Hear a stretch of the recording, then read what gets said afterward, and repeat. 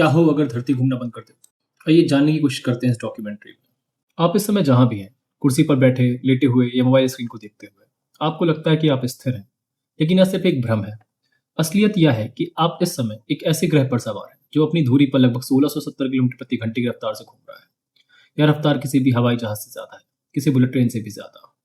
यह उस गोली से भी तेज है जो बंदूक से निकलते ही हवा को चीर देती है, और फिर भी आपको कुछ महसूस नहीं होता। क्योंकि विज्ञान कहता है, अगर हर चीज एक ही गति से चल रही हो तो वह गति आपको दिखाई नहीं देती। इसे कहते हैं इनर्शियल फ्रेम ऑफ रेफरेंस। यही वजह है कि पृथ्वी घूम रही है, लेकिन हमें लगता है कि वह स्थिर है। अब जरा एक सवाल सोचिए, अगर यह गति अचानक खत्म हो जाए तो? अगर यह विशाल घूमता हुआ जाइरोस्कोप एक ही पल में शून्य हो जाए तो? यह कोई कल्पना नहीं है, यह कोई विज्ञान कथा नहीं है, यह शुद्ध भौतिकी या प्योर फिजिक्स है। पर भौतिकी भावनाओं से समझौता नहीं करती। जिस पर पृथ्वी घूमना बंद करेगी, उस पर पृथ्वी का एक ठोस हिस्सा तो रुक जाएगा, लेकिन उस पर मौजूद हर चीज रुक नहीं पाएगी। क्योंकि न्यूटन का पहला नियम कहता है, जो वस्तु गति में है वह गति में रहना चाहती है। इमारतें, पहाड़, पेड़, समुद्र और इंसान, सब कुछ। पृथ्वी रुकते ही हम सब पूर्व दिशा की ओर लगभग 1600 किलोमीटर प्रति घंटे की रफ्तार से फेंक दिए जाएंगे। यह गिरना नहीं होगा या उड़ना नहीं होगा। यह ऐसा होगा जैसे पूरी दुनिया एक ही पल में एक दीवार से टकरा गई।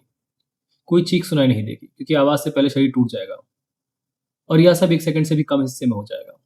लेकिन असली विनाश जमीन से नहीं आएगा, वो आएगा हवा से। क्योंकि पृथ्वी रुक सकती है, लेकिन वातावरण नहीं। हवा अपनी पुरानी रफ्तार से घूमती रहेगी, और वह रफ्तार होगी सुपरसोनिक। एक ऐसी हवा जो किसी तूफान जैसी नहीं होगी, बल्कि एक लगातार चलने वाला एयरक्राफ्ट इंजन होगी जो पूरे ग्रह को खिसकता चला जाएगा। यह हवा इमारतों को काट देगी, पहाड़ों को रेत बना देगी, और इंसान बस एक आंकड़ा बनकर रह जाएगा। समुद्र समुद्र रुकना नहीं जानता। वह अपनी गति में रहेगा और जमीन के ऊपर से ऐसे गुजरेगा जैसे कभी जमीन थी भी नहीं।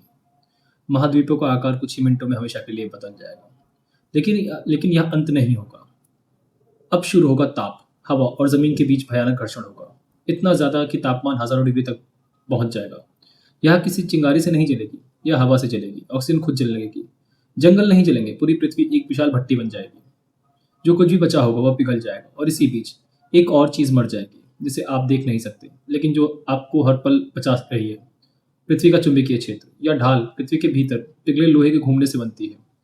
जैसे ही घूमना रुकेगा या ढाल गिर जाएगी, और फिर सूरज की सौर हवाएं बिना किसी रोक टोक के पृथ्वी पर गिरेंगी। रेडिएशन कण ऊर्जा जो कुछ मिनटों में वायुमंडल को उड़ा ले जाएगी, और जो बच जाएगा उसको कैंसर नहीं मारेगा, वह उससे पहले ही जल चुका होगा। अब कल्पना कीजिए, अगर किसी तरह कुछ समुद्र बच भी जाए तो वे वहीं नहीं रहेंगे, क्योंकि पृथ्वी के घूमने से जो बल पानी को इकट्ठा कर रोके हुए था वह अब खत्म हो जाएगा। पानी ध्रुवों पर की ओर भागेगा। इक्वेटर सूख जाएंगे, ध्रुव डूब जाएंगे। नक्शा पहचानने में नहीं आएगा। भारत, अमेरिका, यूरोप या तो समुद्र में होंगे या रेगिस्तान बन चुके होंगे, और फिर समय का एक और रूप बदलेगा। दिन और रात। अब पृथ्वी नहीं घूम रही तो सूरज उगेगा और 6 महीने तक डूबेगा ही नहीं, फिर डूबेगा और 6 महीने तक उगेगा ही नहीं। 6 महीने की आग, 6 महीने की बर्फ। पत्थर पिघलेंगे, टूट जाएंगे। जीवन के लिए सिर्फ एक पतली पट्टी बच जाएगी जहाँ दिन और रात मिलते हैं। इसे कहते हैं टर्मिनेटर लाइन।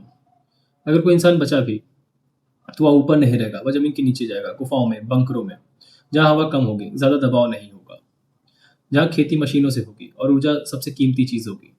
लेकिन सवाल यह नहीं कि हम कैसे बचेंगे, सवाल यह है क्या हमें बचना चाहिए। क्योंकि यह ग्रह कोई दुर्घटना नहीं है। इसका घूमना, इसका झुकाव, इसकी गति, यह सब जीवन के लिए बिल्कुल सटीक है। थोड़ा सा भी बदला तो सब खत्म। भौतिकी यह नहीं कहती कि हम खास हैं, भौतिकी यह कहती है हम भाग्यशाली हैं। हम इस ब्रह्मांड के मालिक नहीं हैं, हम सिर्फ अस्थायी यात्री हैं। और अगर यह संतुलन टूटा तो ब्रह्मांड हमें याद भी नहीं रखेगा, क्योंकि ब्रह्मांड शोर नहीं मचाता, वह बस चुप हो जाता है, और उस सन्नाटे से कोई बच नहीं सकता। Thank you.